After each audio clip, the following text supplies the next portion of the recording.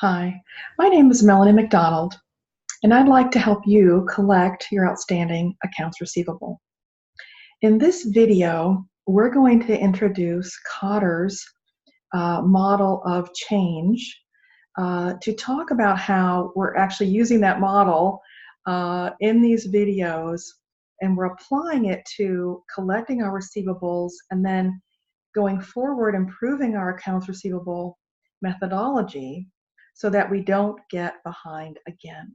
So this is a model of change. We're going to change how we're collecting accounts receivable today, and we're going to change how we're collecting it in the future so that we're building a more stable company and one that allows growth.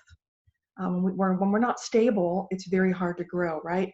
You can't grow on a rickety foundation. And I picture the homes, they're in floodplains that have their wooden pylons, and then that those are supposed to withstand floods.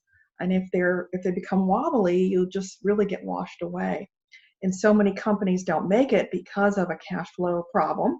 And so receivables are really super important. So this video is going to introduce this model, Kotter's model of change.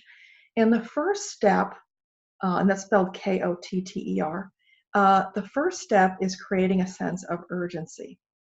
And this really has to come from the top. It has to come from you as the CEO. You have to have the urgency about your own accounts receivable. If you don't have urgency, then why should anybody else? If collecting the money is not important to you, who is it important to? So I hope that you can already feel the urgency about it, not in a negative way, not in a panicked way, but in a purposeful way to say, we're going to pay attention to receivables. We're going to build it into what we do on an ongoing basis. I'm going to look at the receivables report. I'm going to talk to my people about receivables.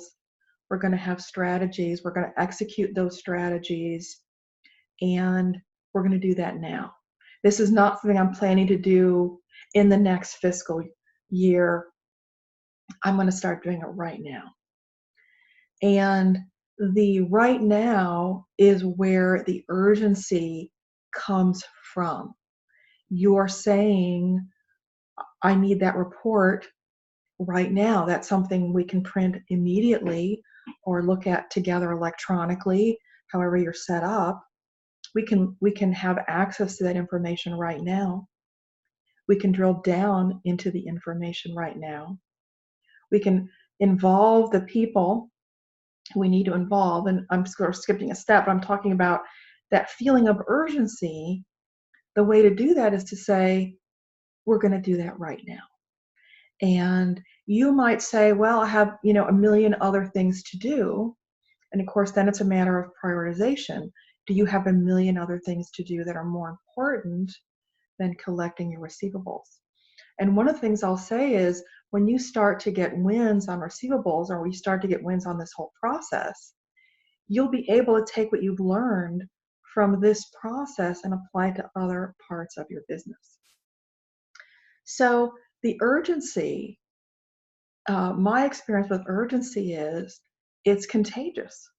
And when you tell people, and maybe you can't say today, but you can say, you know what, tomorrow morning at 9 when we come in, this is what we're going to work on.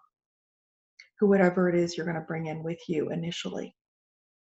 And they're going to understand that. Or you're going to send out a memo on Thursday and say, hey, Tuesday morning at 9, this is what we're going to meet about. So people have a little more time to adjust to that. That's still pretty urgent.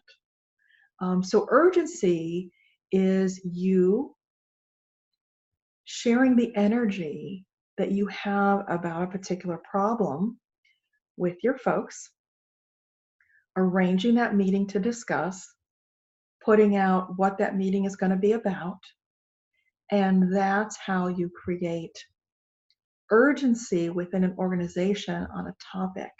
It's an energy thing that you have to put out, and it will be felt by others as long as your actions are commensurate with that energy. So let me sort of contrast that. If you say, this is a really important problem, we're going to meet about it, but that meeting is going to be next month. That just deflates the whole thing, right? There's no urgency in a meeting next month. And so you're not, you're saying one thing, your words are saying one thing, but your actions are saying something else. So your words and your actions have to be aligned.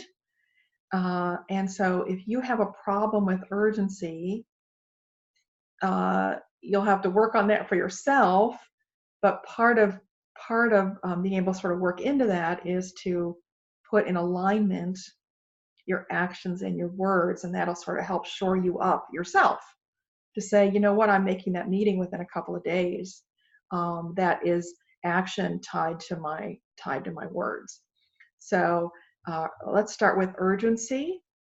And when you start with urgency, you're going to have a lot of momentum then for things to happen.